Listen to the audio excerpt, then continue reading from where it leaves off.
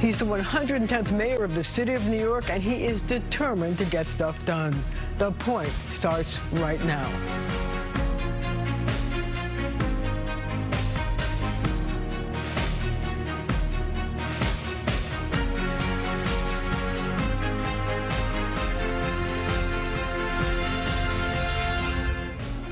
Mr. Mayor, thank you very much for joining me. I want to get right to it. There's a lot of things to ask you. So first of all, the city is facing a big budget problem. We have Wall Street, the profits are down. The money from COVID and from the pandemic funds is drying up. People don't want to go back to work. I wonder if you think that this is going to mean at some point you have to cut the workforce, if you have to reduce the number of cops, firefighters, budget, any other kind of budget things, even garbage pickup. Well, first congratulations on your show. Thank you. I'm really excited to see you report this news and these current events. And you're right, we're dealing with turbulent times. And I stated when I was running for office that we must use taxpayer dollars and use them appropriately. And that is why I indicated while running that we were going to do a 3% PEG, programs to eliminate the gaps. We did the 3% in this budget. We're going to do another 3%. And then in out years, we're going to do another 4%, because we have to manage our finance. We're going through a fiscal cliff with the financial dollars that were from the federal government. They're going to dry up. We have to be smarter. We believe we can do this without layoffs and without cuts in services. Are you really sure? I mean, we're looking at a lot of money going down the drain. Well, that's why when you hear me talk about making sure we manage our school budgets, when you hear me talk about managing how we are spending money, this is why I'm talking about that. I am not trying to be the Scrooge. I am just trying to be fiscally responsible so we don't go back to those financial crises that we all experienced in the 70s. But I wonder if this new wave of the asylum seekers coming into New York City, which is taking a lot of funds, will also add to the problem and possibly make you have to reduce the size of the workforce. It's the new waves of asylum seekers are really unprecedented. No one would have expected that you will see 11,000 to date. Over 8,500 are currently living in our shelters, and we have several buses that are coming now. We may get anywhere from 7 to 8 buses today.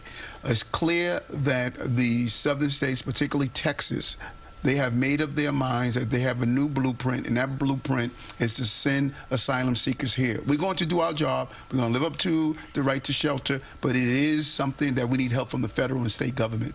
Do you think that the governors of Texas and the governor of Florida are doing this because they're running for office and they think it's going to get them votes, or do you think it's going to hurt them? I mean, is this going to end in November when they're no longer running for office? No, we're not sure, and you're right, and that's a great question. I think it's really inhumane what we're seeing, using people during a difficult time as a political ploy and not coordinating with cities. Every city that the migrants are passing, the governor of Texas should have communicated with, and he should have communicated with New York. This is a burden on cities for, I believe, for political reasons. So what is going to happen to the homeless or the near homeless who are facing possibly being thrown out of their apartments? Rents are rising. It seems like we're going to be in for a larger homeless population as well. And where are you going to put all these people? Well, these are the challenges that we're having, and that's why I went to Washington, D.C. to speak with Senator Schumer, Senator Gillibrand, and Congressman Nadler, as well as the president's senior team, to talk about these issues, because we do have to make sure New Yorkers that are here receive the resources and services that they are required to receive, or we are obligated both morally and legally to do, and we are doing that. But we have this heavy influx, and that's why our legal team is looking at what legal challenges we could do with Texas, as well as how do we properly ensure everyone receives the necessary services they deserve. And we're going beyond our call of duty. What we're doing around health care, what we're doing around around education, we're going to make sure that everyday New Yorkers get what they deserve as well. Well, you did say that you'd like to see the best legal minds look at ways to go after these, what you called, rogue governors. Is there a way to stop this? We're looking at that. We believe there's some options we have because when you involuntarily place someone on a bus, we believe that actually skates the law. And so our legal team is looking at this, and all of us should come together. And this is this is a all hands on deck moment. We should not be spending our energy trying to play I gotcha. We should be spending our energy of saying I got you as a city. And so many people have stepped up. Catholic Charities, other volunteers. There's a large number of people that realize this is a crisis and we can coordinate our way through this crisis. So do you think that there's possibly a court option where you can stop the people from Texas or the people from Florida from sending people here because it's inhumane to treat people this way? We believe there are options that we're looking at. We're not leaving any stones unturned to make sure that New York is being treated in an unfair way. So are you exploring other options? For example, if you were to find these people, I know you want to get them work permits right away. If you were to find jobs around the state, and I know that the governor has said there are a lot of jobs around the state, moving them to other places, would that be an option? Or can you look at using unused dormitories or space on Randall's Island or Ward's Island or even Camp LaGuardia that was used by your predecessors, Rudy Giuliani and Michael Bloomberg? Are all of these things on the table? Yes, and what are the best options? We're examining everything from, you know, the legality of using any type of cruise ship for temporary housing. We're looking at everything to see how do we deal with this. Think about this, 11,000 people in this city. Mind-boggling. Right. And then look at what we're doing on the federal level. We're saying you could come here, but you are not allowed to work. That is unbelievable when you think about the insanity of this whole concept of telling people you're not allowed to work. Now, we have a shortage in restaurant employees. Some of the people who are coming have experience in that. We may have medical professionals. We have a shortage in nurses. So there are many people who are coming here. Not all are coming here without having some professional,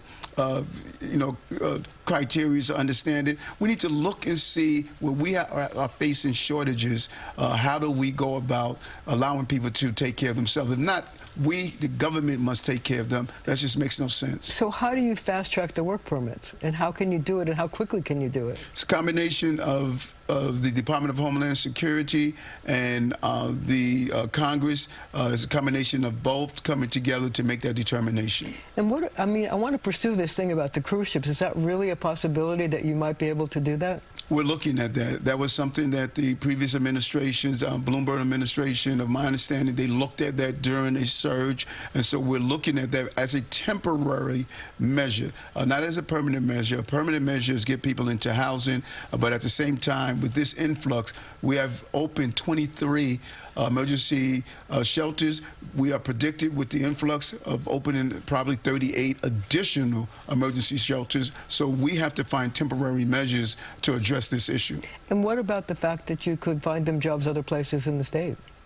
And that's what we're looking at. We want to coordinate with the governor. The governor has been an amazing partner. She stated, let's put our heads together and figure out how we could coordinate throughout the state. There are parts of upstate that's dealing with real employment issues. So this is an opportunity for us to take this situation and see if we could address some of the other concerns we've had in the state. So you've been on the job now for about 9 months. I wonder if there's anything that surprises you about the state of the city that was left to you by your predecessor. Well, I say it all the time. When you start peeling back layers, this is a city where you have great employees with bad systems. We had a downstream mindset for so long, Marcia, where we just waited for people to be pulled out of the river instead of going upstream and preventing them from falling in the first place. I mean, when you look at some of the things that we were doing doing year after year, generation after generation. People often say, Eric, what is the one or two things you want to do? I want to change the foundation of keeping our city downstream. That's why we did the dyslexia screening. 40% of our inmates are dyslexic on Rikers Island. That's why we're leaning into foster care children. That's why we're dealing with how do we feed people in this city and really stop the foundational crises that we have. And sometimes it's not the most sexy thing to do, but it's the right thing to do to move our city in the right direction. I mean, it just seems like a lot of the agencies that you inherited were in a lot worse shape than you had the impression that they were in. I mean, take a look at NYCHA, for example. I mean, we're still paying you up until next week. You'll be paying a person to run the agency who still gets reimbursed to going home to Minnesota. He doesn't even live here and hasn't lived here. I know you've moved to correct that, but that's the kind of thing you inherited. Doesn't that frustrate you? It does. You know what's interesting, Marcia? How little control the mayor has over NYCHA right now. We put in place, you know, the federal government came in we have to agree with the leadership. We have to agree with the special monitor, which, Marcia, I don't know what he's doing. Millions of dollars we're paying for, and I'm not sure. It is as though he's been here for so long. What have we saw differently? And our power to fire and hire or to send the right message, we don't have that power. We need that power back, and we're hoping the federal government realize we should be able to point to the mayor and say it is your obligation and responsibility to fix NYCHA. We do not have that power right now. I have to ask you a quick congestion pricing question. I know that it's a very unpopular thing with a lot of people who are your constituents, but we have a situation where, because of the traffic being diverted, you're going to have a lot of tough traffic in the South Bronx, more pollution, people have a lot of asthma problems there. Would you consider asking the members of your appointees to the MTA board to ask for more studies to make sure that you could fix that? Oh, we do need to have studies. We cannot state that we want to fix a problem and create a crisis. So we have to get it right. We have to get it right on the charges, the amounts, what are we going to do with those who come from outside the city, how it's going to impact on the neighboring communities.